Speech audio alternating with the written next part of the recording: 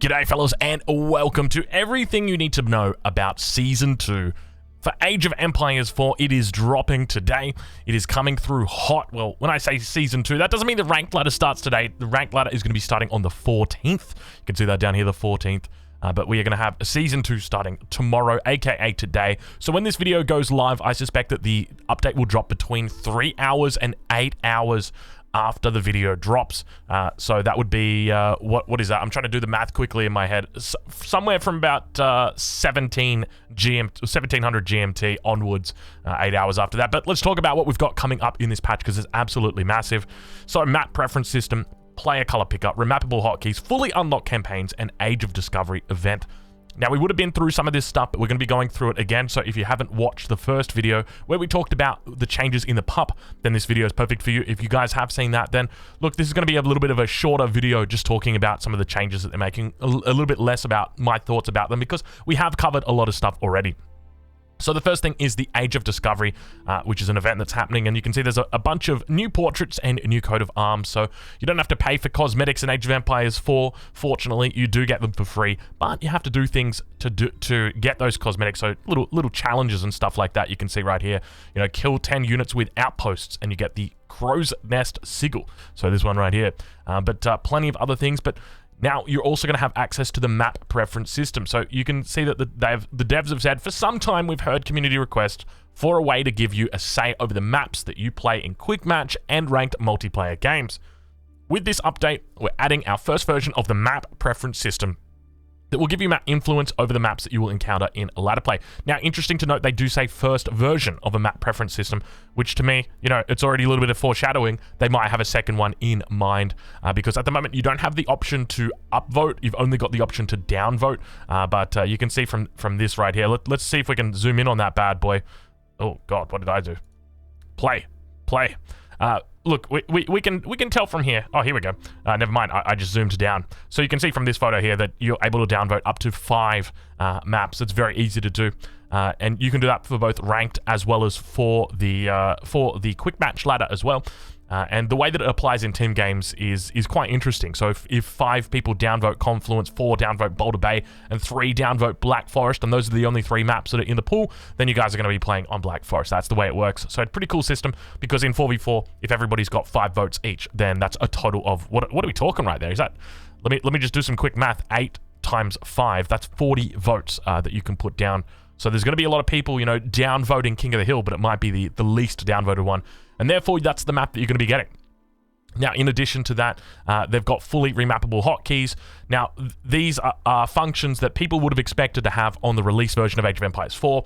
They did not have those functions. They've now got them. So they've heard the request to play it your way. Hotkeys are now easy to find and remap to your preference. So this is something that we often talked about. You know, the fact that, look, the hotkey system that they had in the game, in my opinion, is superior to the alternative hotkey systems that other iterations of Age of Empires have had. But it doesn't matter. What matters is that you're able to play your way, and it's great to see that they've now got fully remappable hotkeys. So I don't know whether they're going to be able to, whether you're going to be able to remap absolutely everything, but you can see it's just showing you how to do it here with the settings and then go into it. I like, look at this, geez, production +7 right there. That is nice. They've also changed the way that conflicts work, so I think you can just enable conflicts. It just warns you, which is great, because it will mean that, you know, if you've got a villager using university as a hotkey A, then it won't have an attack move hotkey or something like that. But anyway, let's move on, because the next thing that we've got to talk about is the new camera zoom options. We've spoken about this one before. So essentially, you've got classic, which is the one that you'd be familiar with, and then you've got panoramic, which is the brand new one. It's a little bit weirder. It's a bit more of a top-down. So if you played like Civilization or something like that, it kind of feels a bit more Civ style, a little bit less RTS, a little bit more, you know, looking down on the battlefield from that God's eye perspective. But I'm definitely a fan of this. One of the things I like about this as well is, so when I'm playing the Chinese, so the Chinese have got a bonus in Age 1 from Tang Dynasty, which increases their line of sight on scouts. If you've got the classic view, you can't actually see the full line of sight on a scout if you center the scout in your screen. You actually have to move your screen around the scout just to double check. That can be tough when you're searching for sheep, but in the panoramic view, when your scout's in the middle, you can clearly see everything inside that circle of line of sight. So I'm definitely going to be using the panoramic view. It might take some time for me to get used to it, and I suspect it will take time for everybody to get used to it. So look, if you do get into the game and you don't like it to begin with, I encourage you, give it a little bit of a try. You know, play 2, play 3, play 4 games with it, and you might start to like it. So I'm definitely going to be using it, and I do think it is a competitive advantage as well compared to the classic view. But I mean, you know, that depends on what you think of a competitive advantage is. I know people that play Counter-Strike on 800 by 600 resolution, and they think that that's a competitive advantage over, you know, the 4K players. So to each their own. We've also got a brand new map that's going to be coming in. It's called the Pit. A beautiful, oh my god, whoever's doing these little videos, oh my god, can we give them like a 10 out of 10? This is beautiful, like the way that it's coming in here. So as you can see, it is called the Pit. That is because it has a large pit in the middle. It's got sacred sites in the middle. It's got stealth forests in the middle. It's got large gold mines in the middle. It's a very open map. So I think this is going to be a favorite for players that love French, love English, those sorts of maps. Get out there, be aggressive. The Pit is going to be perfect for you. And it's also going to be available in both the ranked and the quick search pool. So if you're going to be playing ranked, you're going to be getting into the Pit. That is for sure. Player color picker. Hallelujah. Another one of those things that should have been here on release. It wasn't. Well, you know, the technology wasn't there in 2021. Fortunately, we've come a long way in 2022. A little bit more time, but it's meant that you've now got the option to choose player colors. It's interesting the way that it works. And essentially, if somebody beats you to a color, you can't pick the color. So it kind of hurts. It kind of hurts. But then, of course, you've got random color as well. So it's great to see. But it works differently in every single mode. You know, whether you've got a lobby, whether you've got one of these sort of lobbies, you know, like I don't even know how to describe it, a quick match lobby versus an unranked lobby, those sorts of things. But anyway, let's move on and take a look at what else we've got. So this is where the big changes start to come in. So event queue notification. So you guys, it starts to look like when you're playing Age of Empires 4, in the late game, it starts to look like a game of Stellaris or Civilization, where you have just got so many fucking notifications. It just doesn't mean anything anymore. You know, when I'm getting 27 building attack notifications, I start to bleep out everything, and then I lose 84 villages. I'm like, oh, maybe I lost those villages because I couldn't hear the notifications because everything else was under attack. So that's what they've done. They've reduced the number of map pings when multiple attacks occur next to each other. So let's say, I guess you're having a big battle. Your units aren't going to be getting multiple pings there. Increased notification retrigger time when buildings are attacked from 0 to 15 seconds. Hallelujah. I do not need to know that my mill is being attacked by that Mongol outpost at 2 minutes into the game every single second. But thank you for telling me. Remove the map ping on upgrade complete. Wonderful. There's already enough clouding that mini-map. So now when you complete an upgrade, like your +1 ranged attack, it's not going to just do a giant ping on the mini-map now. Ally under attack ping changed from red to blue. Ally under attack ping triggers less frequently when multiple units are fighting near each other. Beautiful changes. UI and UX. Added an option in the settings menu to disable campaign missions from auto-saving. Players can no longer complete masteries in matches that use custom game modes, custom maps, or tuning packs. Note the players should still be able to complete masteries when mods are downloaded, installed, and enabled, but are not active when loading into a multiplayer custom game or a single-player skirmish. So it means if you're going in to do those, you know, kill 500 units with lance connects, you're not going to be able to do it with that. I mean, you're still able to pretty well cheat the mission, but yeah, they take it out, so it's a little bit harder for you to achieve those things. Fixed an issue where player colors would sometimes change between team-based and unique colors during a match loading screen. Fixed an issue where the map preview image in the map setup tab would be cropped for crafted maps. Fixed an issue where sometimes the player colors in match history did not match the colors used in game. Fixed an issue where the quit match button did not work after encountering a desync error. Fixed an issue where the X button for clearing a hotkey binding could sometimes become stuck in a disabled state. Siege queued for construction in the field will only be seen in the global build queue after your infantry has started constructing them. Fix an issue where the text in the remap controls set a notification bar at the bottom of the page would be cut off for non-English languages. Updated the Wonder Tracker for observer replays more clear to indicate the closest time to Wonder victory. Hey, would you mind giving us a sacred site a sacred site tracker so that we could at least know how long it would be until a sacred site victory would occur? Look, I appreciate that you tell me that there's 3 sacred sites on the map and that someone's got 2 of them, but I think what's more important to know is how close someone is to actually winning with a sacred site victory. You know, it's kind of important. Look, maybe on the cards for 2023, who knows? We'll keep an eye on that one though.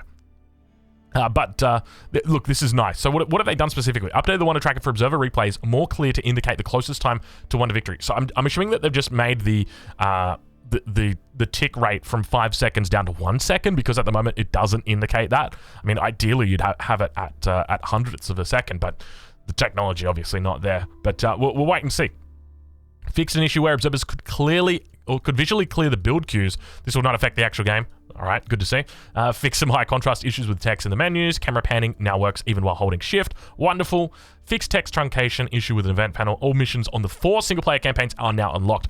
So this is a big change for multiplayer, or for single player. So this is probably something that deserves a lot of talking about. So at the moment, if you were to go into Age of Empires 4 and you said, I wanted to play some single player, I want to play through the campaigns. If you're going to do that, you need to go and start with the Normans, go through, and then you need to go through to the Rise of Moscow, and then you need to go through the 100 Years' War, and then you need to go through the Mongol Empire. And so you need to go through each one individually. Now they've just unlocked every single campaign. So if you want to go through and start that mission, you're going to be able to do it. I'm actually looking at this right now, and I'm thinking, hold on a minute. I haven't actually completed any of these campaigns. I've done like the first 3 for the English. I'm on my main account as well. As you can see, I've got that beautiful diamond. Yeah, I'm diamond. Don't, please. I'm wondering, has the patch already hit? Hold on a minute. If I go into here, single player skirmish, maybe the patch is already... No, I can't choose my color. See, I'd be able to choose my color. I'd be able to find the pit in here. Imagine if the pit was in here. Yeah, see, the pit's not in here. So, I don't know. Maybe that was a server-side change or something, but yeah, I definitely don't remember seeing that. But that's a great change for single player. Basically means if you've got a favorite one that you like to go through and play, that you're just going to be able to go and do that. Reduce the initial size of the ping animation on the minimap when under attack. Beautiful, because it's so damn big. Fixed a bug that was causing the events challenges panel to appear blank if all challenges were completed. Added camera zoom setting for default camera mode, panoramic and classic. And fixed an issue where events can take several minutes to appear when idle on the main menu. After failing to update a mod due to detected ill content, the status of the notification is now unpublished instead of published.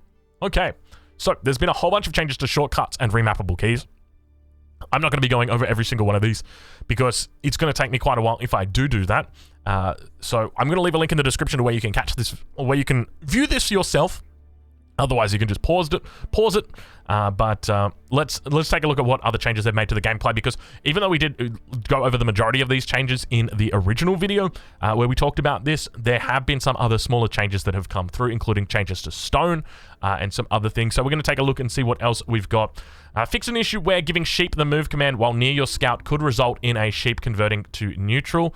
That is also known as the Beastie Cutie bug, aka the sheep goes neutral bug, aka a tournament losing bug. A pretty big bug, but yeah, look, good to see that it was fixed. I think the behavior, well, it wasn't necessarily a bug, and they've said that. They've said fixed an issue, because that's what it was. The behavior was intended. It's just that the intended behavior wasn't an intuitive behavior. You shouldn't, that shouldn't be the case for what it did. And as a result, they've fixed it. So great to see that the devs are on this. Fixed a bug that allowed you to withdraw and deposit relics from religious buildings in rapid succession and earn extra gold in the process. I know all you guys love to do that. All those Rus lamers love to do that. Fixed a bug that would prevent imams from responding to conversion commands while healing. Units will now respect formation changes after finding a target to attack from idle. Can units just respect formations? Because they don't. And I really hope that they start to, but I've had to change a unit formation 17 times and move the unit 16 times just to get it to be like, oh, you want me in a line? Yeah, I guess I can do that. It is no longer possible to animation cancel with units in order to gain additional attack speed. It was possible with men-at-arms. Even though it was a smaller amount, it was still possible.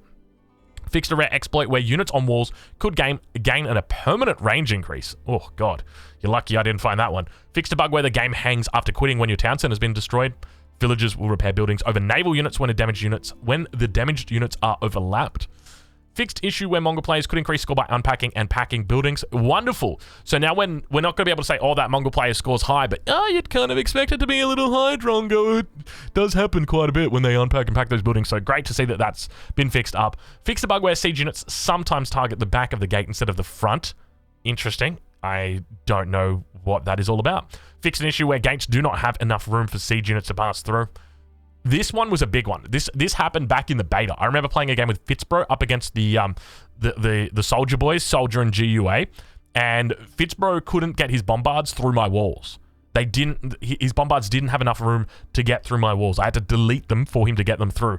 And then as soon as I deleted them, the enemy ran straight through. It was terrible. So great to see that that's been fixed up. Villagers will surround groups of enemy units properly instead of looping them back and forth. Updated the notification message when publishing and unpublishing mods. Wonderful. Updated the Chinese mastery path of the spirit to require researching all upgrades within the Spirit Way landmark. Developer note, recent balance changes to the Spirit Way landmark aura functionality meant that this mastery could not be completed. Changing the requirements here will ensure you can keep progressing the Chinese mastery and earning those sweet rewards.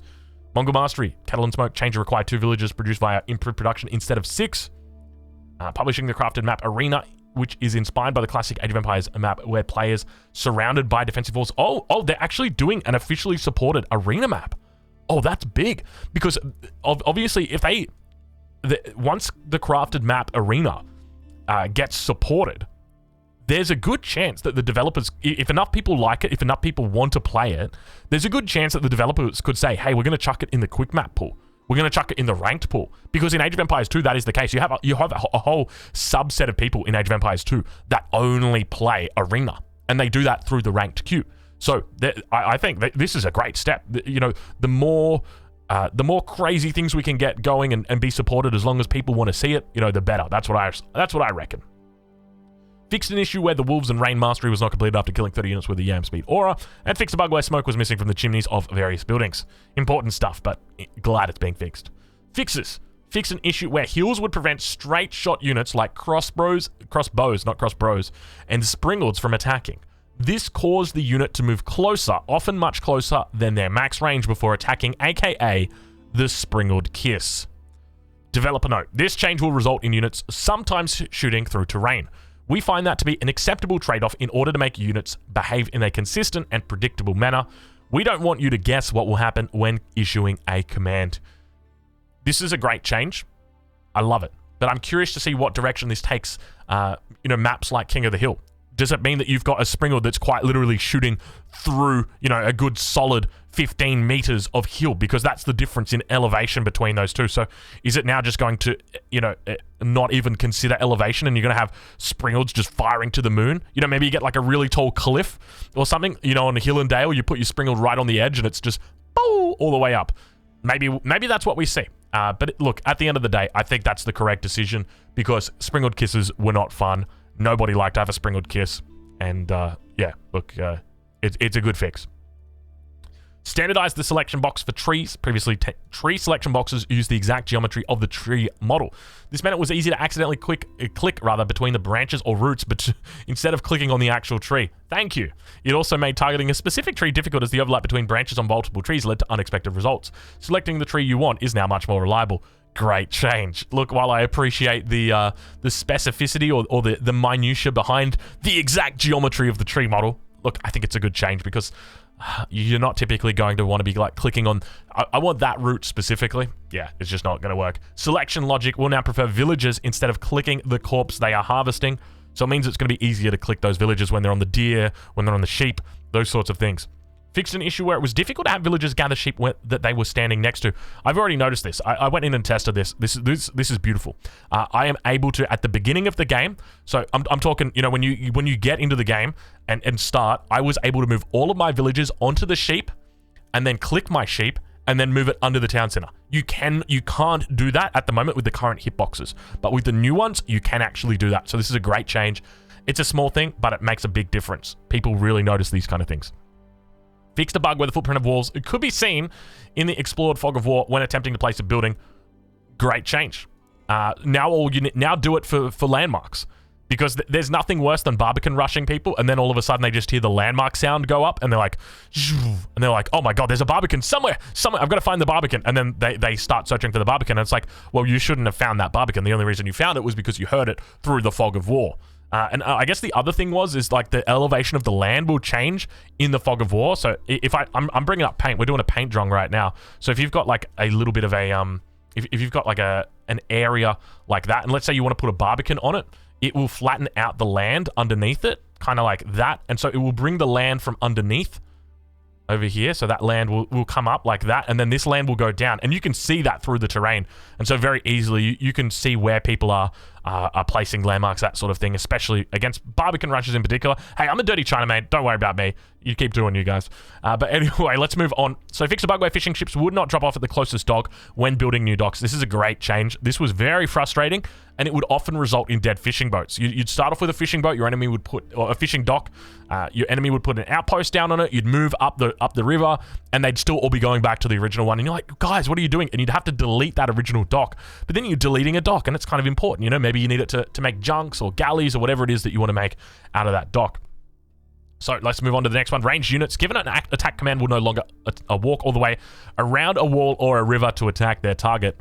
Develop a note. This could occur when you had archers or springalds behind your palisade walls and told it to attack an enemy unit outside its range. This caused your units to walk all the way around the wall. Now it will instead move up to the wall and attack. A beautiful change. This is 100% the correct decision. There's no two ways about this. It is so incredibly frustrating to command all of your archers to go and attack, sieging units on a wall, and they walk the long way around. It's like, what is wrong with you guys? Or like, I had a bombard that was, I commanded to attack a keep over the river, and all it needed to do, I thought it was in range, and I went back and checked the replay. I'm like, what the hell happened to my bombard?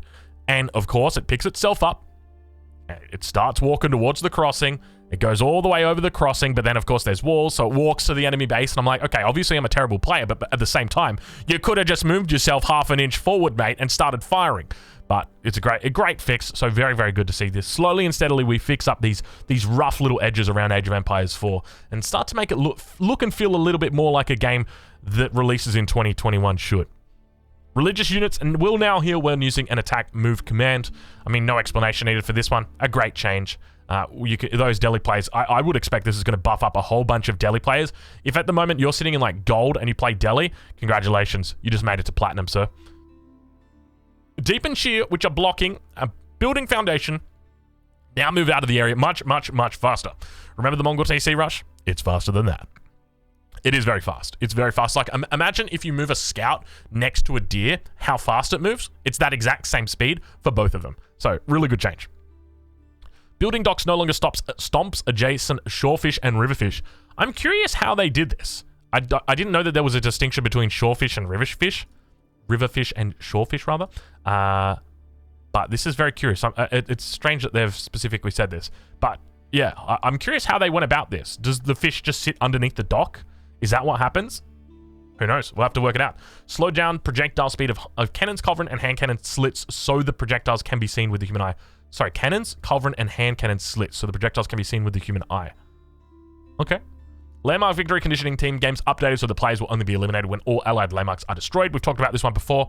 A great change. Obviously, it hurts a lot of play styles, but I think this is a great nerf to China in team games. A lot of people will love to go play as China, get those fire lancers out, and look to snipe down an enemy. It's going to be really hard to do that now. If you want to get a landmark victory in a team game, you're going to have to find every last bloody landmark on that map, and then finally all your enemies will be wiped out.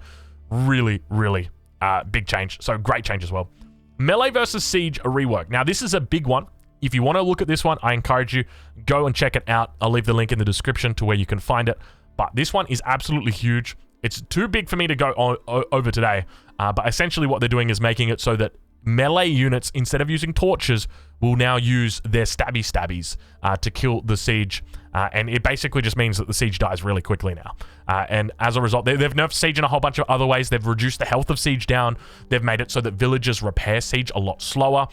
They've just basically made siege very, very weak. And it means that players... I'm not looking at anybody who might have a YouTube channel, might be a professional YouTuber, might be a bit of a beast, might be a bit of a cutie, and they like to play a certain siege style. Unfortunately, you might have to mix a few spearmen in now, Mr. Beastie, because these guys are very, very, very, very quick to die. Let's just put it that way. But look, I think overall it's probably going to be a good change for siege.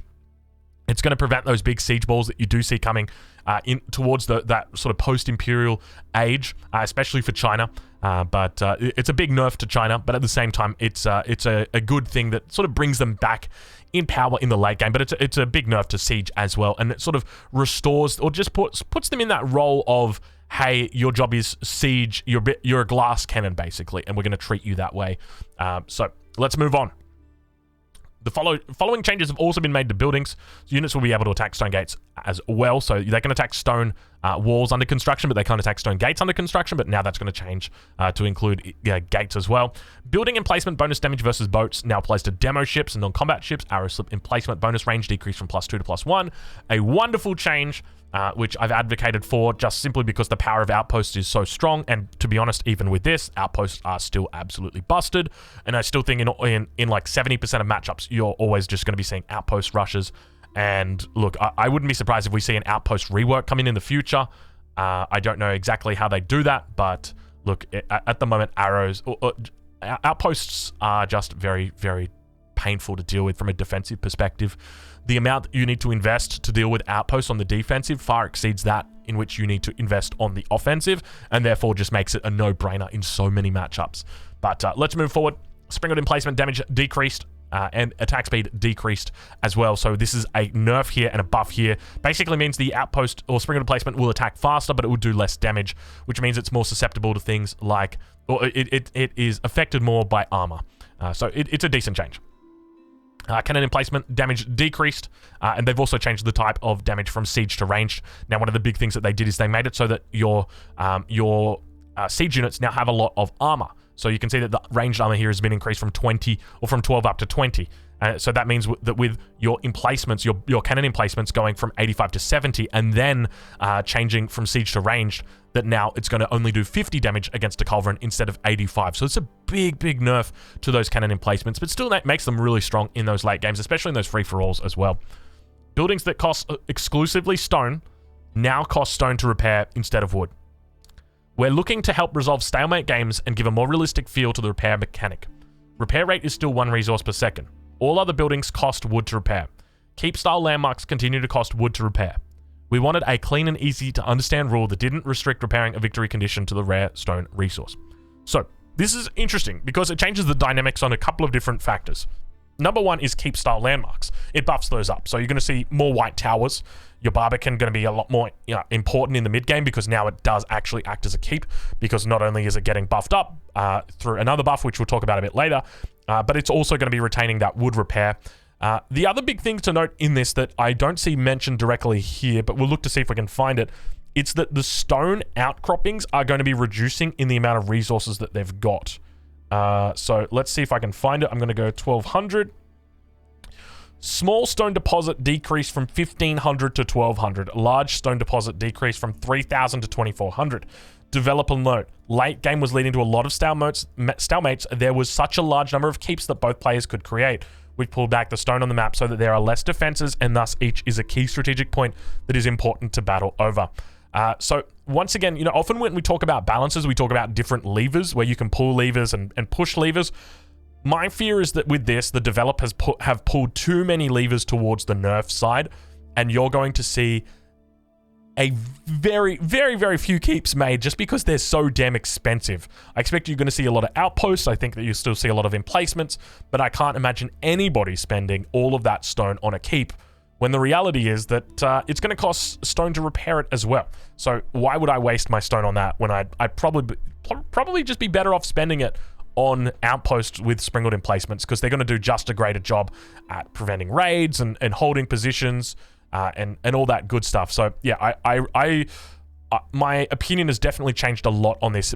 Honestly, I was thinking if you're going to do this, then you would want to buff stone. You would want to make it so that there is more stone on the map, not less stone, because then at least it makes it a little bit more viable. But now I suspect like you are very rarely going to see keeps.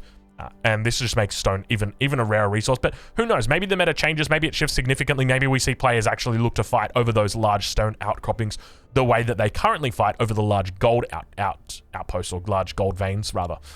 So let's keep moving forward. Relic limit on all monasteries and landmarks that act as monasteries is set to 3. And so basically this just prevents you, in the event that someone... So this is a good thing for me as a China player. I like to give up all the relics on the map. And so now it basically just means you're going to have to drop down another monastery to do that. If you want to take all 5 relics, then you're going to need to have at least 2 monasteries. Keep landmarks now correctly activate a new weapon for each of their garrison slots. No idea what that means. Fixed a bug where capital town centers didn't fire an additional weapon for each of their garrison slots after 13. Note that English were always working correctly. So I think that each each villager or each unit that you've got garrisoned in there after 13 should have been giving you an extra arrow, and it wasn't. So this is actually a buff to defensive play, because you know when those knights run under your town center and they're getting attacked by the arrows? Well, before, there was only 13 arrows. Now there's going to be 20 arrows. So this is a big buff for them. Food deposit buildings can now be placed closer to fish resources in shallow water. Great change. Stone wall health when construction begins, reduced from 10% to 1%, so this is a great change as well. Basically means that you're not going to be able to, as they say here, you're not going to be able to make a stone wall right under the nose of an enemy that is right there. They're just going to be able to siege it down immediately and go straight through it. Fix a bug that will sometimes result in scholars getting stuck garrisoning or ungarrisoning from structures. Fix a bug where multiple buildings are selected that units could not be queued for production in one of the buildings. If one of the buildings already had a queue, units can be queued as long as one of the selected buildings has room in its queue. This was a bug that comes up a lot in free-for-all, and so basically you just deselect all of the buildings and then reselect to fix it. But yeah, good change.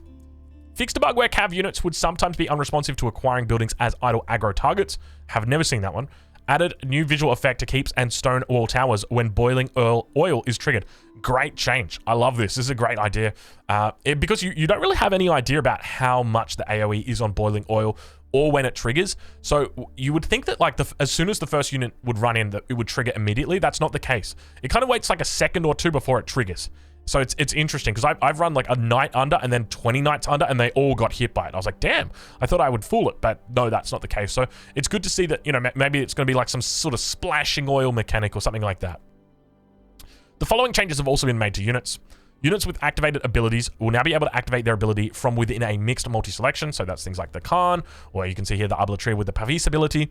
Trade ships no longer return additional gold. Instead, they return 100% of the trade value as wood, effectively meaning they get the same amount of gold and wood, which is a massive buff to trade on water maps. So it means if you're playing a water map and, you know, especially a map like Archipelago or Warring Islands, or you get Mega Random and it's a water map, then it is 100% a massive buff to trade. You need to be trading. And as a result, with that buff to trade, it means that civilizations like the Abbasid and the French get stronger because of it.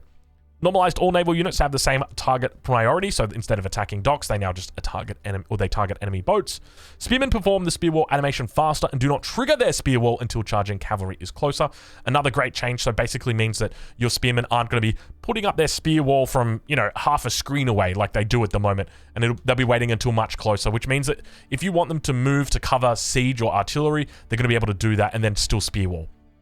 Horseman armor scaling increased from 1222 to 1234. Massive buff to the horsemen. I don't know whether this was needed. They were already pretty good. And now they're going to be even stronger in the late game. Look, I think Beastie said this, and I think he might be on the money with this.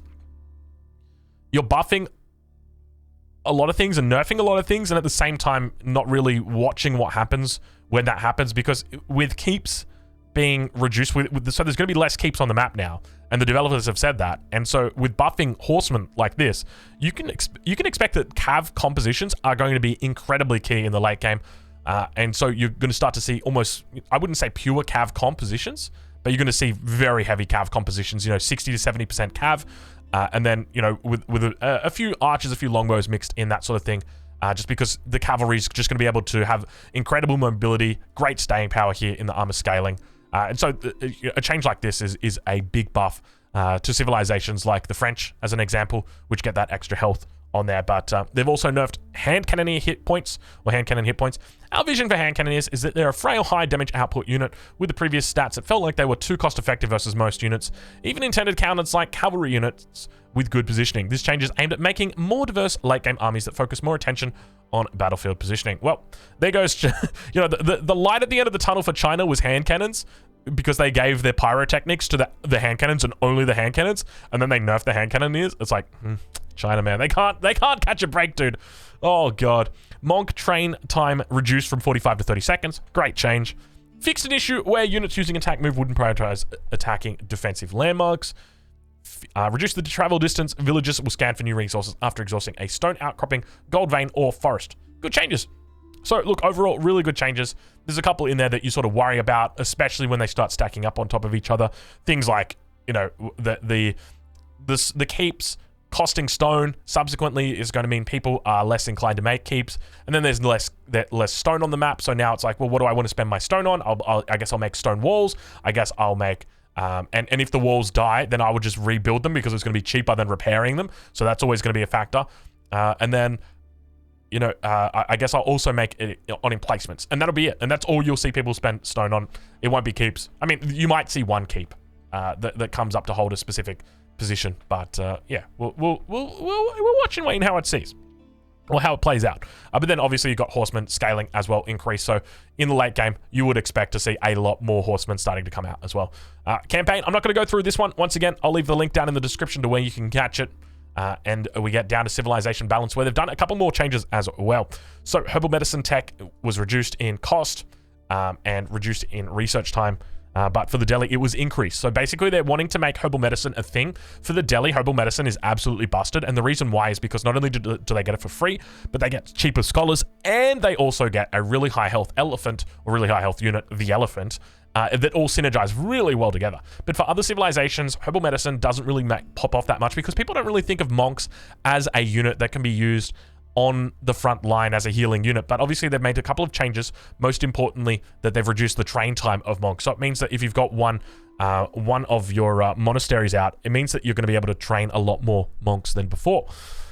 So it's an interesting change. We'll look to see whether it actually affects the playstyle, whether we start to see people going, you know, mass knights plus herbal medicine monks. Maybe that, who knows, maybe that's the busted thing that no one's worked out yet. You know, just full knights with herbal medicine monks on the back for the French. Like, what do you do against that? Good luck, bro. Siege engineering tech reduced from 60 to 45 seconds, so an extra 15 seconds on those early pushes. Watch out. Professional scout drop carcass command can now be queued before holding a carcass. Makes it a little bit easier now to drop them. Now all they've got to do is just make it so that when you issue a drop carcass command, they actually drop it. Because at the moment, if you've got 7 scouts and you issue a drop carcass command on a mill, that maybe 4 of them will drop it and 3 of them will be like, yeah, we dropped the carcass, right, guys? And then they all run out to the next hunt together, and there's still 3 carcasses on the back of the scouts. Fix an issue where units using attack move wouldn't prioritize defensive landmarks. I swear we already saw that one. Didn't we already see that one? Yeah, I thought we did. I didn't think we were going that crazy. Fixed a bug where under some conditions units could attack faster than intended by issuing a move command after attacking to cancel the cooldown between hits. Yo, didn't we talk about animation cancelling up there before? You guys doing a little bit of general civilization balance with your bug fixing, I think. Fixed a villager T-pose. Issue where attacking while attacking boar or wolves. Oh, jeez. Certain units were being stubborn about responding to attack commands in specific situations. These units have been disciplined and will be doing better next time. Sorry, Beastie. What's this referring to? Certain units were being stubborn about responding to attack commands in specific situations. These units have been disciplined and will do better next time. Are they talking about the trebuchet? The trebuchet is one that notoriously that does this. And I know DeMuslim gets this as well because him and I seem to always get the same bugs. And essentially what happens is the trebuchet... so I'll try my best to paint it. So let's say you've got like a keep over here. Okay, and then you've got the trebuchet, which is down here. And essentially the line of sight for the trebuchet is right outside the keep. But the keep might be firing at something that's inside the range of the line of sight. And so every time it fires an arrow, it line of sight is granted just for a brief amount of time. So it gets line of sight, and the trebuchet goes to fire. But by the time the trebuchet goes to fire at the keep, the line of sight ends. And while the line of sight ends, another arrow comes out, but the arrow doesn't come out to reveal line of sight. And because of that, the trebuchet never gets its attack off, and instead just kind of bugs out and wigs out, and you don't really get to do anything with it. So you can fix it by attacking ground, but the problem is that, you know, it's an unintended behavior that really shouldn't be happening in those circumstances. So maybe that's what they look to fix. I'm not too sure. Fixed issue where villagers would occasionally get stuck within stone walls while building them. Small stone deposit decreased from 15 to 1200. We've already talked about that one. Scouts given an attack command will now properly target villagers instead of a nearby carcass they are gathering. Good change. There was a mismatch between the UI of displayed value for the attack speed of some units and its output. Rus horse archers were a prominent example of now match the... Oh my lord. Am I having a stroke? Watch out, Drongo. You're a young man. You shouldn't be having a stroke just yet. Save it for next year. Units given queued commands are no longer lose those commands when receiving a tier upgrade. Ah, I didn't know that. That's interesting. But it does make sense. No, they all go idle, don't they? Yeah, I've seen that. Okay. Fix an issue where units would target the backside of a wall tower instead of the front. That was up there. Fix crash that would occur when using rallying villagers to a resource drop-off. Interesting. Transport ship help. Text updated. Fix an issue where the construction of rams, walls, and some other items could remove nearby buried bushes. This was something that I exploited at the very early stages of the game and then realized, you know what, it's probably not worth it. You know what, now thinking about it, it probably was totally worth it. It would only work with the small berry bushes and it had to be right on top of them. Abbasid Dynasty. All right, let's take a look at these changes. Now, we've already gone through a lot of these changes, but the question is whether anything has been switched, whether they've decided to go back on some things, whether they've decided to add a few more things. Me personally, look, I'm hoping for Chinese changes. I actually haven't read through these notes, so I don't know whether that's going to be happening, but we'll go through them once again, and we'll double check. I'll give a quick summary of my thoughts as well. Mill influence range increased from +1 tile to allow easy connections to the House of Wisdom. Camel barding has been renamed, so it shows you which units it affects more clearly. Spice Road Tech now correctly gives the trade. Oh, this is right. They're all just bug fixes for the Abbasid, aren't they? Correctly returns, no longer applies twice. Have the correct hotkeys, can now be selected with all hotkeys. No longer lost. Actually, I take that back. Golden Age Tier 1 bonus change from 10% gather rate to 15% gather rate. This is interesting. I don't know whether it's going to be a huge change because, as you guys know, 10% doesn't necessarily translate to 10%. It's probably closer to about 8%. And 15% probably closer to about 12%. So I don't know exactly how much this is going to translate into a big difference here for the Abbasid Dynasty. Typically, they don't get a lot of their upgrades super early. Like, you're going to want to be going into your double TC, you get wheelbarrow, you get your fresh food stuffs, but you're not necessarily getting your wood gathering upgrades, your food gathering. So I think the extra 5%, it might go a long way. And maybe we look to see Abbasid players go for something like fresh food stuffs, or wheelbarrow fresh food stuffs into 10 buildings, and then go into second town center. Because when you think about it, right, if they're adding in, if they are adding in a stable and an archery range, you know, you might as well do that beforehand. I mean, you're going to delay your town center if you do that and subsequently delay your villager count. So look, probably not when I think about it that way, because if your villager count's one of those things, you know, if you're 40 seconds behind on your villager count, then that is -2 villagers for the rest of the game. So look, probably it's just going to be wheelbarrow, fresh foodstuffs, second TC into 10 buildings. That's the way it's going to go. But obviously a good change. I mean, Abbasid, we want to see them buffed, especially in the early game. They're pretty decent in the late game, but early game definitely needs a little bit of help. So great change there. Chinese Fire Lancer move speed increased from 6 to 6.5. Wonderful. Fire Lancer time between attack reduced from 1.75 to 1.62. Beautiful. So still makes it pretty damn useless, I would say. I mean, there are situations where it's good. Team games, free for all, beautiful. In 1v1, it's rare that it actually comes out unless you're going for like a late game, super duper late game landmark snipe or something like that, like a Hail Mary basically. But obviously a single stone wall, and now you've got problems. Grenadier damage decreased from 15 to 13. Weapon range decreased from 4 to 3. AoE fall off reduced. So we talked about this before. So they get a triple nerf here. Pyrotechnics only affects hand cannoneers instead of all gunpowder units. That's 4 nerfs now for the Grenadier. I know a lot of you guys are going to be like, good, kill them, get them out, delete them. Well, congratulations. Grenadiers have been deleted. I'd be surprised to see a single Grenadier made in a competitive game in a 1v1. You'll see them in team games where people are memeing. That's it. People won't make them seriously, in my opinion. Way too expensive to get to. Incredibly poor performing now in comparison to other units. But you can see Pyrotechnics only affects hand cannoneers instead of all gunpowder units, and they reduce the cost from 1,000 to 500. So yeah, there we go. It's got that going for it, and a little bit of a buff on the range. Now I have categorically stated how much I despise these changes, and I will restate that right now. I think I dislike it heavily, simply because you're taking away the identity of China. Completely. China was about pyrotechnics. It was about that extra 20% range. 20% range on your bombards, 20% range on your nest of bees, on your grenadiers, on your hand cannoneers, on all of those big gunpowder units. You got that extra range, and that was what it was all about, playing around.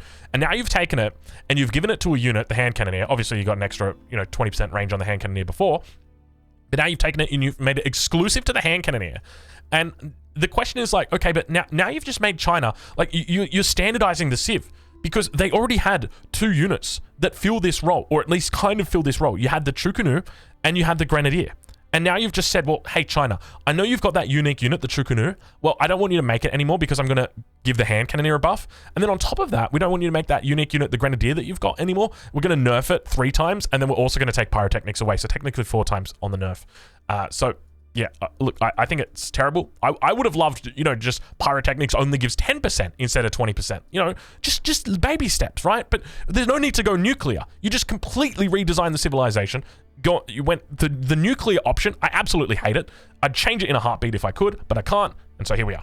Reload drills attack speed increased from 25% to 33%. To compensate for the loss of pyrotechnics. Yeah, great, sure, wonderful. Nest of Bees and all clock tower siege units are included in the melee v siege melee v siege rework. Sorry. Granary cost reduced from 150 or from 250 to 150 wood. Sure, it's nice. They still use a huge amount of space. Do we think people are actually going to start making them at 150 wood? It's about that initial investment though, right? Because typically when you're going to be investing in farms, you're going to be like, okay, well, I need to add... There's 2 different stages. There's the first one, which is like you slowly trickle in the farms in maybe early feudal. And then the second one is the farm transition, which is like, okay, well, both of my berry patches are out. My deer are about to run out. I need to start thinking about farms. For that second option, it's granaries become much more likely. For that first options, I doubt you would see granaries come in. But this is obviously a change in the right direction. And yeah, I think it's a good change. But I still think the granary... I'd be curious to see what people like DeMuslim think about this. I know we mentioned him earlier, but DeMuslim, he does not like the granary. He avoids making them at all costs. He thinks they're absolute trash. I'm curious what his thoughts are now that they've had their costs reduced, because it means instead of putting 750 wood down for 3 granaries, it's only 450 wood. And obviously, if you discount the fact so if you were to put farms all around that, then the reality is you're probably saving 200 wood off the mills anyway. So the real cost here is maybe 250 wood. The big problem that you're going to have is just that initial investment. If I've got 600 wood in the bank, do I want to make a granary and a handful of farms, or do I want to make a mill and then a handful plus 2 farms? That's going to be the difference. Let's move on though. Barbican of the Sun landmark now has the ability to purchase Springald and Cannon emplacements. So this is great and basically makes the Barbican a bit more of a viable landmark on the defense. So we've seen it come out a lot on the offense recently, but the problem is if you do put it down on the offense, it is going to be taken out quite early in the game, and it's unlikely that you're ever going to be able to get back in there and get it up unless you're already in a game-winning position as China. But now it sort of makes it so that, well, as a landmark, it really becomes a keep. Because before it was a pseudo keep, you needed at the least, a battering ram or 2, or just a really big army with some scholars if you're Delhi. But now it's like, well, hold on a minute, chuck a Springald emplacement in it, and now we're starting to get serious. Get to Imperial, a cannon emplacement, and now we're getting real big problems. So it's a free keep for China. So I think this is a good change. Definitely something that's going to help them out in the late game, compensate them a bit more there, yeah, I think it's a good change. Imperial Academy landmark can now train Imperial officials. This is a great change. This is something that I suggested quite a while ago. I'm glad to see that it's getting picked up. I think this is a great change to the Chinese in the early game. The only issue, or the issue is, there's no issue. It's a great change to the Chinese in the early game. It limits the amount that they can have. So basically it gives them a second town center, but just for 3 or 4 villages, depending on what the build orders do. I'm curious to see where Chinese build orders go now for this, but I imagine Imperial Academy is probably going to be your go-to landmark in almost every single case. And I suspect with the change to the Barbican of the Sun, you're going to see a lot less people doing Barbican rushes. Maybe I'm crazy, but the Barbican will serve as a great mid-game landmark now with the ability to have that Springald emplacement on it. Great Wall Gatehouse landmark changes. So basically, they've made it so that the Great Wall Gatehouse doesn't give that bonus to stone walls anymore. And instead, it now has a Nest of Bees emplacement. And it also provides all of your units on stone walls with 25% range damage. So, look, you wanted to... we talked about discouraging stone walls before, or stone buildings. Well, you've just given us a great incentive to start making them. I wouldn't be surprised, honestly, if this is the new meta for China. I mean, we can probably talk about this a little bit more as we move forward. But look, we'll finish this off because I want to talk about the new meta for China and the way that I think it will go. And it's going to suck for viewers. It's going to suck for people playing against this on the ladder. But this is the way I think it's going to go. Spirit Way Landmark no longer reduces the cost of dynasty units in stables and archery ranges around the landmark. Instead, it now has technologies to upgrade dynasty units, which can be researched for minus 50% cost and plus 100% research speed. Now, you might be thinking like, oh, cool, dynasty technologies, hell yeah. No, it's literally just the upgrade for dynasty units. So, like, elite Chokunu, yeah, it's in there. Yep, it's nothing exciting. When a dynasty unit dies, all nearby units will receive plus 20% attack speed and plus 20 health over 10 seconds. Now, I do note that this does not stack, but it does refresh. So as an example, if you're at 8 seconds and another dynasty unit dies, well, then that buff then goes back up to, back down to 0 seconds and continues counting up to 10. So it's an interesting decision. I don't know what direction we're going to see Chinese players go in that regard. We'll also talk a little bit about this as well. So fixed a bug where Chinese scouts lost their Tang Dynasty bonus vision when advancing to the feudal age. Great to see it's fixed. And fixed a bug where the Ming Dynasty bonus was increasing the health of keeps, stone walls, and outposts. And fixed a bug where Imperial... This is my favorite on the list. Fixed a bug where Imperial officials ignored shift-queued tax drop-off when carrying max gold. I have been complaining about this for... Oh my god, since I started playing this game, I've been complaining about this. If they've actually fixed this, I'm going to be such a happy player. There's going to be like 90% less salt on my streams in my games, just simply because of this one bug being fixed. It was so annoying. It would just mean that you would have to baby all of your tax collectors all the time. You'd always just find them sitting there randomly with 40 gold, wondering where the hell your gold is. But where do I think the direction of China is now? Well, what have we got going for us? So the big thing is that we've got the Imperial Academy now, which is going to be acting as that second town center in the early stage. So I would not be surprised for you to see I won't be surprised to see at the top level, one of the following two things happen. Number one, no early Imperial official anymore. Instead, what players will look to do is rush the Imperial Academy. And I'm not talking like rush like 4 minutes. I'm talking like 3 minutes 30 rush. So basically, 7 villagers on food, on sheep underneath the town center. And then, 4 villagers out to gold. Get that age up as quickly as possible. And then get the Imperial Academy out. And then start making those Imperial officials. I think that could be one of the options. Now, that's probably going to be a little bit... I would say probably less likely. The more likely option that I think you're going to see is still you're going to have that early one Imperial official coming out. Still going to have an early mill coming out for the Chinese players. But you will see the Imperial Academy come out. And it is going to be looking to try and hit... either 3 or 4 Imperial officials early. It depends on the playstyle that you're going for, but typically you're going to want one on a mill, you're going to want one on a lumber camp, and you're going to want one on a gold mine. And I think because of this, it encourages a stronger feudal playstyle, because if you want to go for a fast castle, you're only going to need 2 Imperial officials initially, because it's gold, it's food. They're the 2 big focuses. Obviously, you get the second town center and whatnot, but you can do all of that on 2 IOs very easily, very capably. And so, as an example, also from that, you're not really taking advantage of that Imperial Academy by doing that.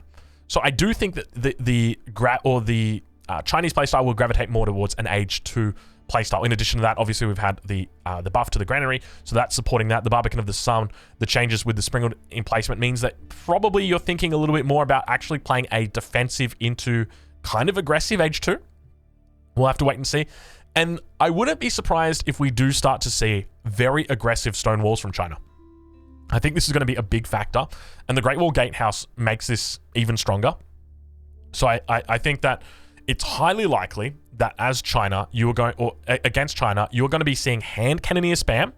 So it's going to be very, very, spamming the hand cannoneers like crazy. And then from there, going into the Spirit Way, and then using the Spirit Way bonus on Chukunu. So people aren't going to upgrade their Chukunu. You're not going to see veteran Chukunu. You're not going to see elite Chukunu. You're just going to be having the normal Chukunu, and you march them out onto the battle, one by one. And so I'm going to keep a Chukunu with my big ball of hand cannoneers, and my hand cannoneers are going to be on the wall. And if the mangonel shot comes in, remember that by being on the wall, it reduces the damage that I take from that mangonel. So even though I've lost 20 health from the most recent update, which has nerfed the damage or nerfed the health on hand cannoneers, it's also making them stronger by keeping them on walls. And now because they're on walls, we're giving them an extra 2 range because that's the wall bonus. But then on top of that, they've also got an extra 1.5 range from pyrotechnics. So now you've got these units that have got more range than a longbowman on top of the walls.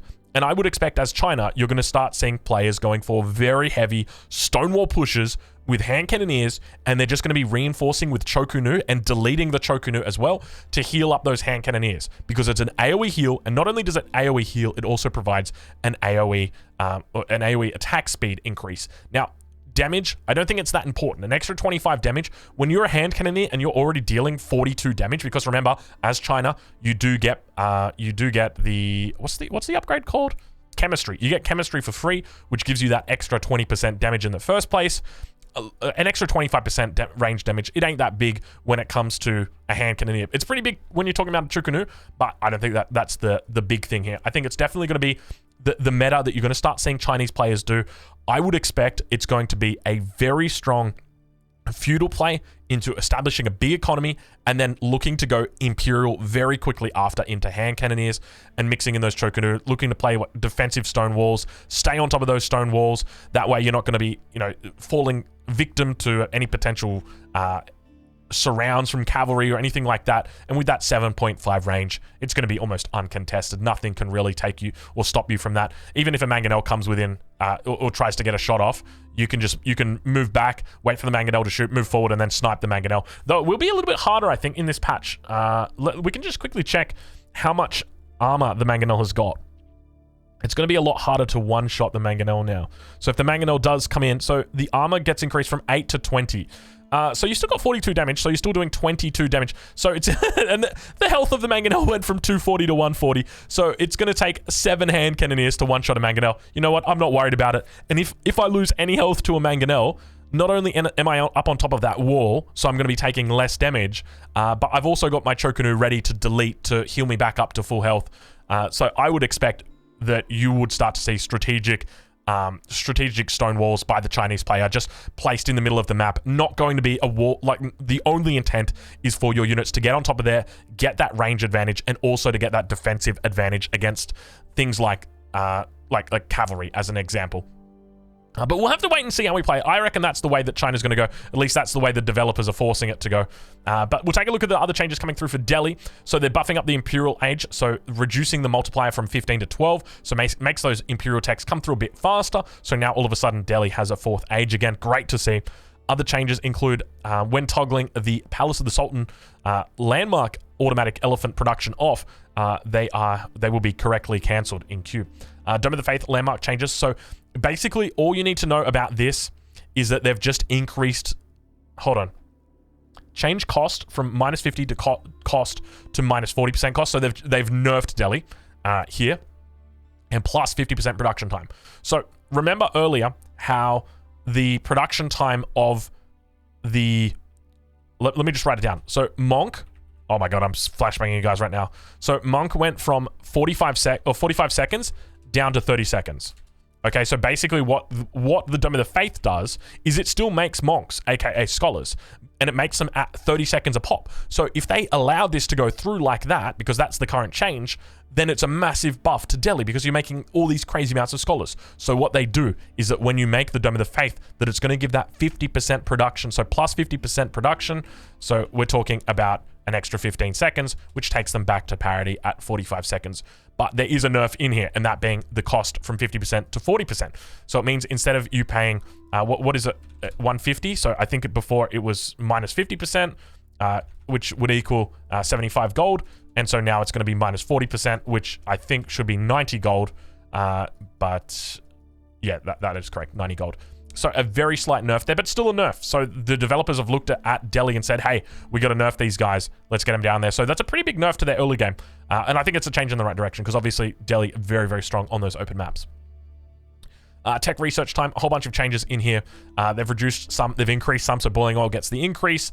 All seeing eye increased. Actually, have they increased? Oh, they increased everything except for survival techniques. So they're really trying to make survival techniques happen. We've talked about this before, but basically it means that if you go for a mill in the first age, you can now get wheelbarrow and survival techniques before you age up. Good change, and it will make deer a little bit stronger, subsequently making professional scouts a little bit stronger as well for Delhi. And I wouldn't be surprised if we start seeing Delhi players go wheelbarrow into survival techniques, into professional scouts as soon as they age up in that second age and look to try and steal enemy hunts away. I think it's a great style from Delhi. The question is whether it's actually going to come out. And Herbal Medicine obviously getting increased as well. Tower Elephants. So this is another big change. They have nerfed Tower Elephants. They have had their health reduced from 960 down to 860. So nice little change here, especially considering that one of their biggest counters, which is the Bombard, got nerfed massively. So if we just go back up quickly, I apologize for going up back and forth between these two. So if we take a look at the Bombard, which is considered to be one of the counters, the damage has been reduced from 170 to 100. And so now all of a sudden, like, you're losing 70 damage a shot here, and they're losing 100 life. So look, it's a small price to pay, I would say, for the Elephant. It obviously loses that health against everything. It's not just the Bombards. So I think this is a change in the right direction. I still think it's going to be absolutely busted to sell. But we'll see, because they've also buffed up the Tower Elephant as well.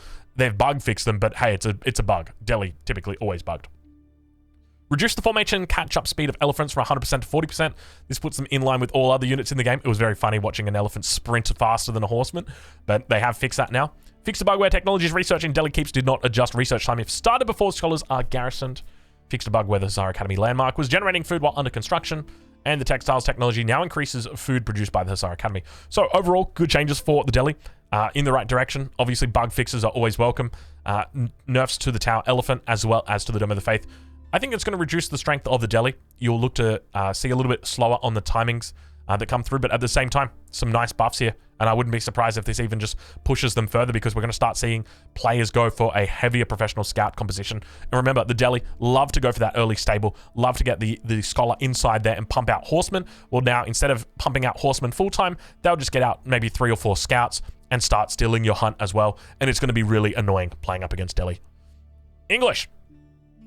So, Shipwrights has been renamed to Admiralty. They've also swapped the Civ bonus as well as the unique tech. So the unique tech used to be Shipwrights, which reduced the cost of ships by 10%. And it was difficult. You know, do I really invest in this? Well, now they've just made it so that all English ships cost 10% less, and Admiralty now provides +1 range to all English combat ships. So that's definitely going to be an upgrade that you're going to want to get.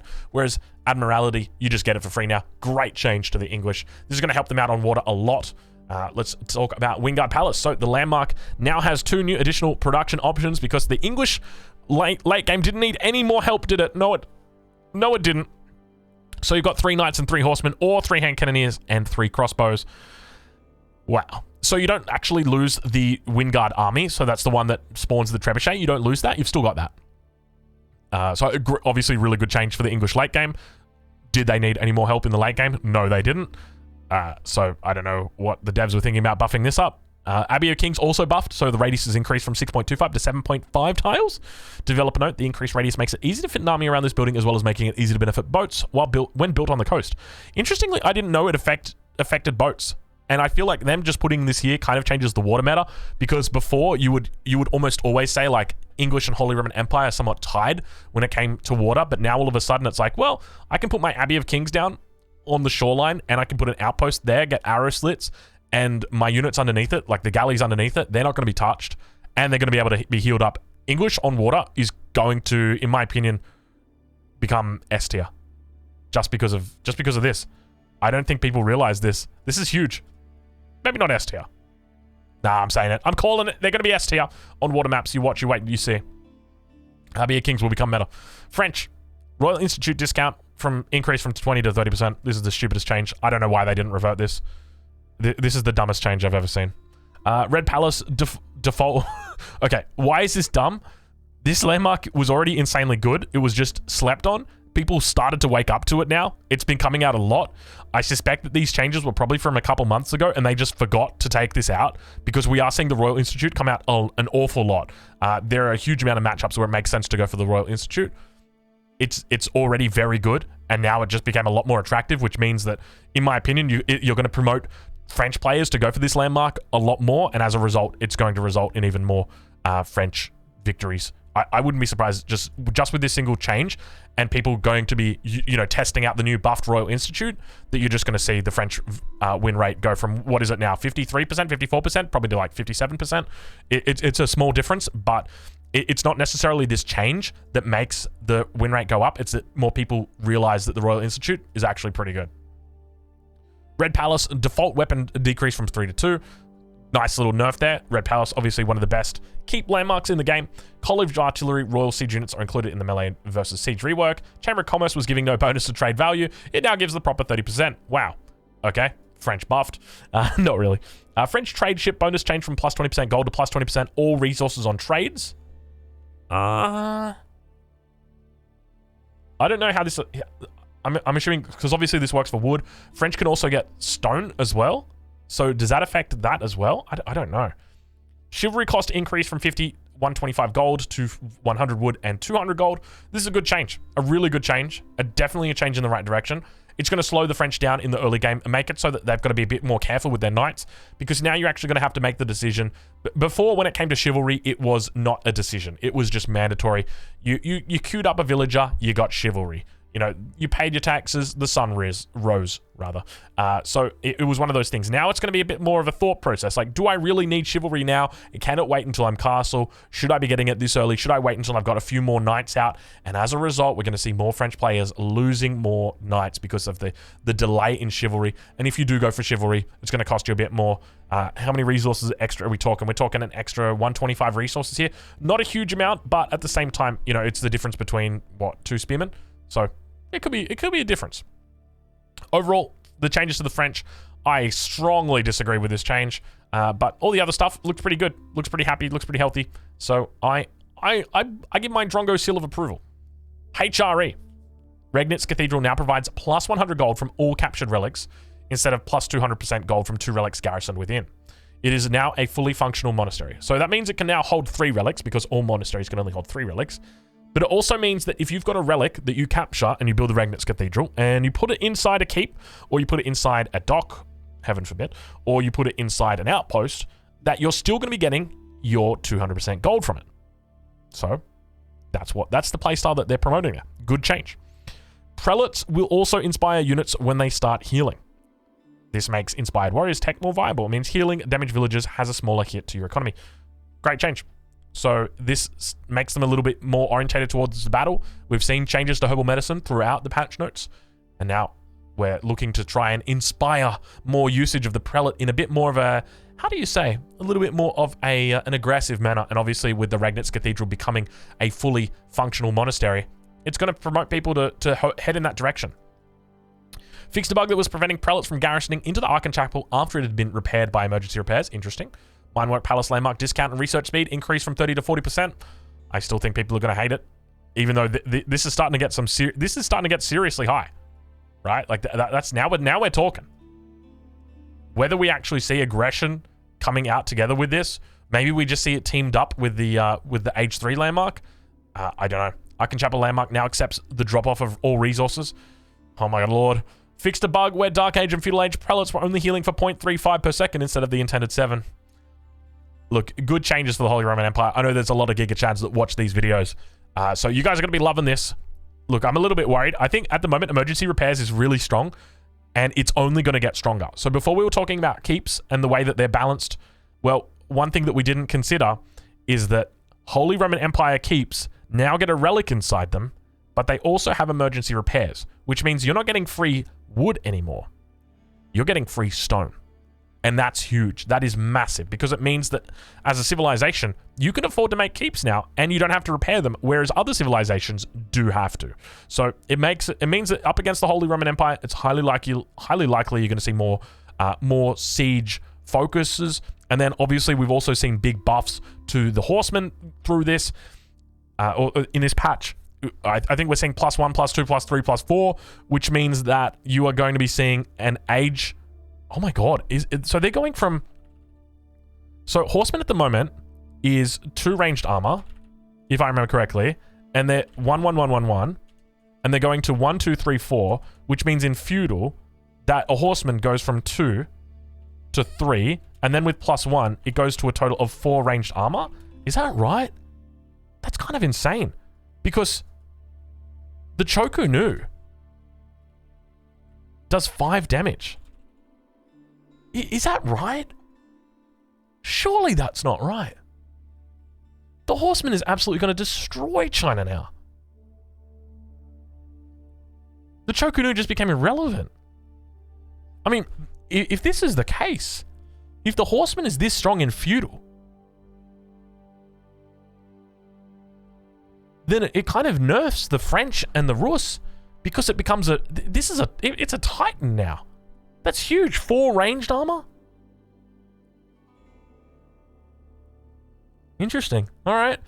But I guess like with that, you're obviously going to see a higher reliance, or the Holy Roman Empire, they already love to make horsemen, and now they can make more horsemen and have better horsemen, and so it's going to mean that they're very good at countering those trebuchets, those bombards. So you just got to be on the watch against these guys. I think it's a good change overall, but this civilization could be moving towards the top. Watch out. Mongols, Magadai attack time reduced from 1.38 to 1.25. Traction trebuchet. Oh, so they said that they. Okay, so I'm assuming that it just sort of keeps it the same. Traction trebuchet unit and improved siege works research are included in the melee versus siege rework. Improved economic tax. A bonus of the improved economic tax increased from 5 to 7.5%. Well, nobody uses them because I'd rather have emplacements. And that's probably still not going to be enough to make me want to use them. Kurultai changes. Kurultai aura radius increased from 4 to 7.5 tiles. That's massive. Healing effect no longer requires the Khan to be present within its aura. So this is a really good change because at the moment, the way that it works is if you don't have the Khan, you don't have the Kurultai. At least now it makes it so the Kurultai is useful without the Khan. But the big thing that I'm thinking about right now is like, why is it that the Kurultai gets to heal units that are in battle where the Abbey of the Kings doesn't? And the Kurultai can move and the Abbey of the Kings can't. Like, how is that fair? I just don't get it. Like, just make it so that the Abbey of the Kings can heal units in battle and just make the radius smaller. I don't know. Maybe that makes English too crazy. But Mongols now have access to the geometry and geometry improved technologies in the Siege Workshop. Improved Tithe Barns now generates the correct amount of resources. Packed Pastures and Barracks now have the same health. Why is... Oh, that's Improved Tithe Barns. Actually, now that I think about it, I don't think they've mentioned, but Tithe Barns did get fixed in this patch. It now generates the correct amount of resources. I did actually go check that. Packed Pastures and Barracks now have the same health as their unpacked version. Fixed a bug where the Mongol Silver Tree landmark sometimes prevented the YAM network tech from working. Interesting. So overall, Mongol changes. I think it's a good change. Changes in the right direction here. They're trying to draw those things up that people don't use, while not necessarily nerfing the things that they do. I think this is a good change. I like the way that they've done it. And I also like the way that they've given them geometry. Rus. Horse Archer time between attacks reduced from 2.62 to 2.125. We made some back-end changes to attack speeds, which resulted in some units attacking slightly slower. This change helps to set the unit back to its original strength. So they're not actually changing anything. Spasskaya Tower landmark now unlocks the building of stone walls. This gives unique functionality to the weakest of the Imperial Age keep landmarks and makes a more compelling choice when compared to the High Armory. I agree. I agree that it does. But this is something that Beastie pointed out, and I will reiterate that it kind of takes away from the identity of the civilization. Typically, the Rus, a civilization which didn't have access to stone walls. Part of their thing. You know, how would you feel right now if one of the landmarks for the Mongols, like the Imperial Age landmark, gave them access to walls? Like, you'd just be like, well, that doesn't match the identity of the civ, right? It doesn't match, you know, who that civ is. And by the same token, you can feel the same about the Rus here and getting stone walls. It's like, well, you're just taking that away. You know, by the same token with China and pyrotechnics. It's like, and one of the things that you're doing here is by stripping away the identity of civilizations, you're bringing everything closer to the middle. Everything is becoming an AoE 2 civ. You know, the only difference is that my archer fires slightly faster, or your archer's slightly cheaper, or his archer has more attack. And it starts to get boring. It really starts to get boring. So look, I think it's nice that they're trying to make the Spasskaya Tower more viable. Whether this is the right direction or not, I'm not too sure. But yeah, I definitely disagree with the taking away of identity that was pointed out. So I will reiterate that here. Kremlin landmark changes. Influence range increased from 4 to 8. Weapon default range increased from 6 to 8. Garrison arrow range increased from 6 to 8. Please, the developer note, these changes should allow for more flexible placement to get the Kremlin in a good defensive position while also providing a bonus to wood gather rates.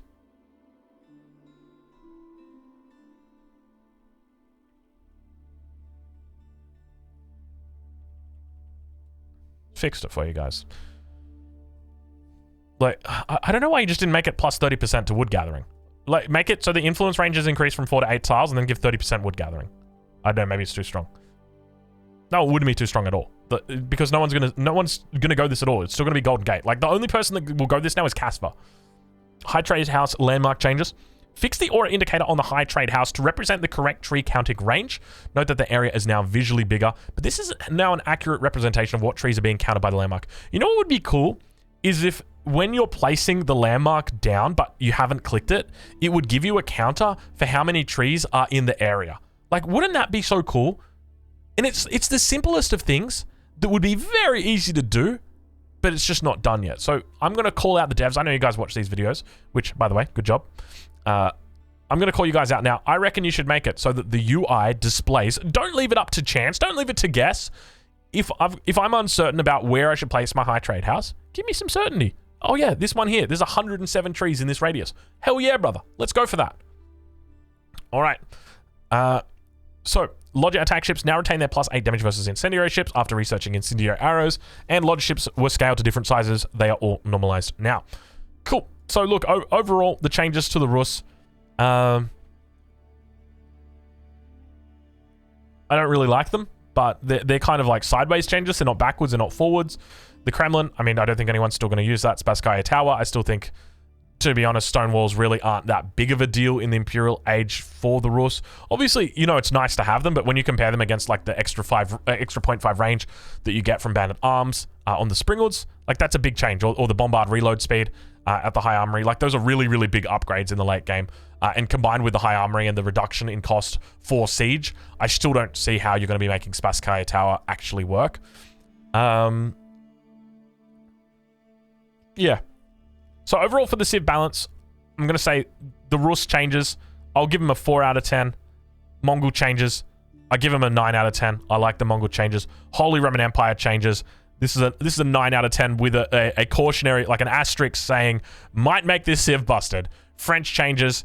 I give it a 9 out of 10 with the exception of the Royal Institute. With the Royal Institute in here, I give it a 3 out of 10. The English changes. This is a 9 out of 10 just because of this one here. I don't really know why they needed that, but sure. Like, you know, to the guy who suggested that at the meeting, yeah, good job, man. The Delhi changes, these ones are a 10 out of 10. I love the Delhi changes. I think they're absolutely perfect. And the China changes, a 0 out of 10. If I could give this a negative, I would. You know what? I'm Aussie Drongo. I can. Negative 2 out of 10. Absolutely disgusting.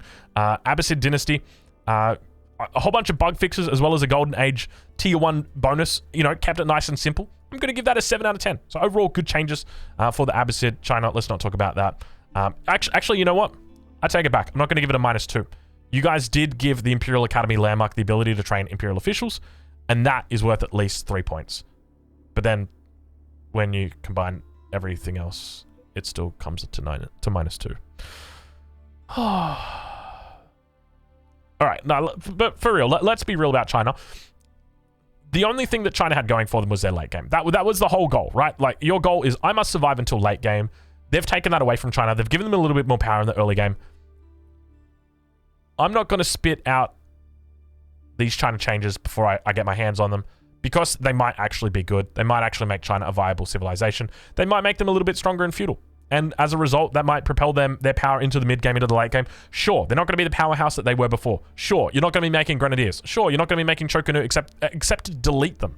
The only purpose of you making Chokanu will literally be to delete them. But who knows? Maybe that is a more interactive playstyle that's more fun. Who knows? So we'll have to wait. We'll have to see. Look, I'll give it a tentative 5 for the moment. And now we move on to the final part, which is going to be the maps.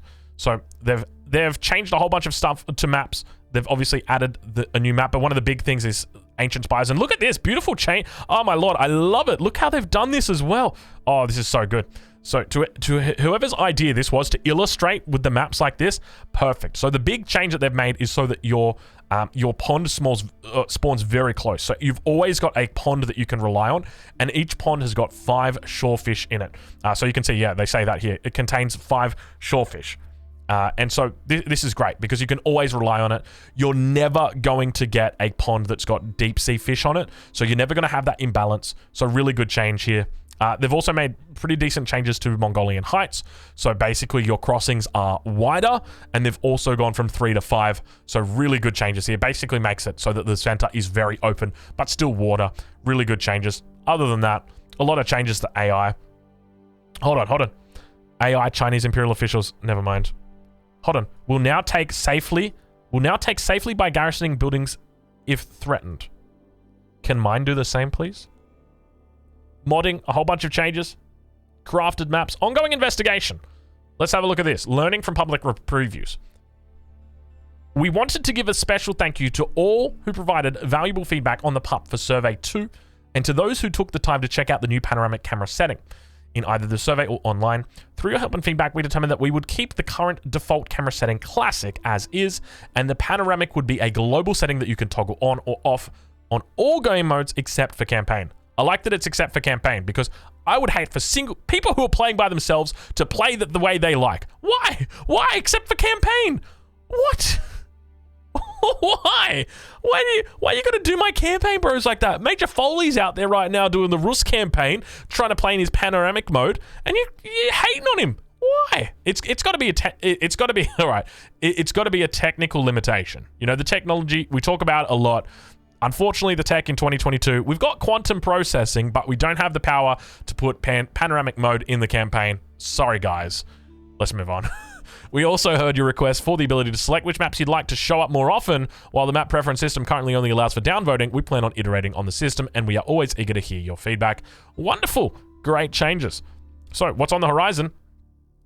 Coming up, if you haven't had the chance to check out what's in a season, check out this sneak peek at what's in store for Season 3. You can find information about the last player update preview and find out how to get involved in the next one.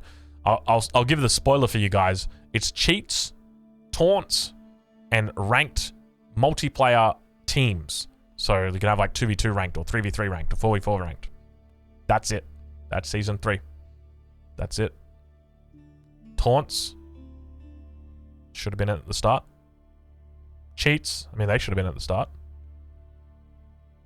Ranked team games, I mean, to be honest, I don't think we've got the player base to support ranked team games, but all right, you guys keep doing you. Anyway, look, overall, I'm pretty happy with this patch. I think this is a great patch.